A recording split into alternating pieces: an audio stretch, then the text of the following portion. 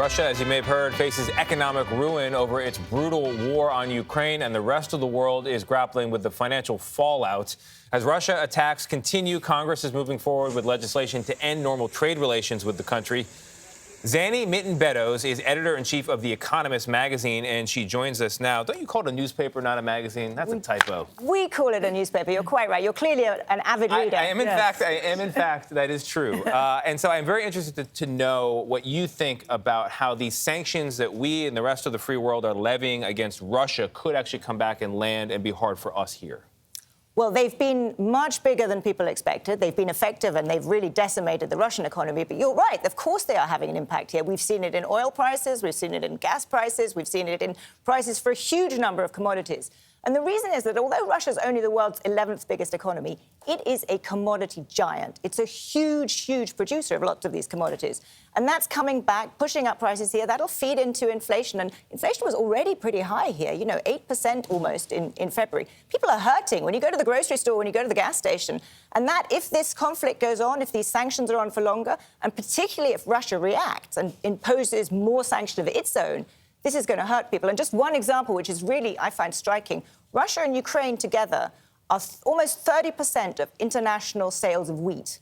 Wheat is absolute staple in tons of countries. And that's going to be really hit, not just because of sanctions and because ships can't get into the Black Sea, but because of the war. Nobody's planting any wheat in Ukraine right now.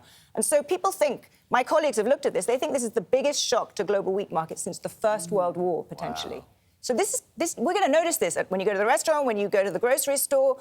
People will feel more of this the longer it goes on. Putin doesn't seem to care about the sanctions, though, Zanny. Do you think he does? Well, it doesn't seem to have changed his strategy, whatever that is. It hasn't, and it's worth emphasizing, though, just how dramatic the hit to Russia has been. I mean, we've noticed it here, but in Russia, the economy is being really decimated. It's being frozen, almost frozen in aspect. And the transformation that Putin has done in that country in the last 3 weeks, he's basically turned it into a completely fascist dictatorship.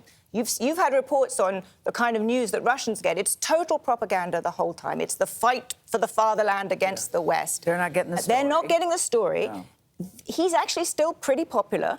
He's framing it as plucky Russia standing up against the kind of fascists in Ukraine. And the question is, can he do that as his economy keeps collapsing? And I think the lesson of history, unfortunately, is that dictators can hang on for a long time. You always say he can't win. He can't afford to win, but he can't afford to lose either. I think that's absolutely right. I think right now, Putin can't win in the sense that he can't do what he thought he was going to do really easily. Roll into Ukraine, be greeted as a liberator, kind of hold the country. The extraordinary resistance, the extraordinary courage of the Ukrainians, and frankly, the relative incompetence of the Russian military has meant that he can't win. But he also can't afford to lose because he has framed this as a kind of existential struggle. And so he needs to... People talk about off-ramps the whole time, right? Yes. What is an off-ramp for him? I'm really worried that he doesn't think about off-ramps. He's a kind of more of a bandit type of thing. And I told you earlier about this extraordinary story that I think really is telling about Putin. Putin once, about 20 years ago, gave some long interviews. And he said one of the most formative things of his childhood was an experience he had in his apartment block in what was then Leningrad, where he and his friends used to chase rats up and down the stairwell. It sounds kind of gross, but they were chasing rats. That was the way they spent their time. He chased a huge rat into a corner.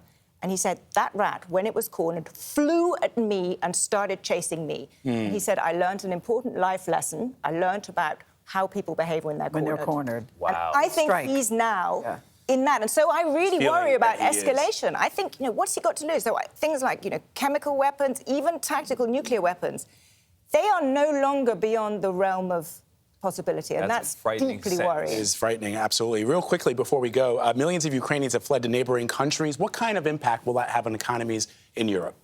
Well, a huge impact. It's an extraordinary, it's almost 3 million people. If this goes on, it'll be more. It's very striking, the different welcome these people have had compared to the Syrians a few years ago. The EU, I have to say, the European Union has been amazing.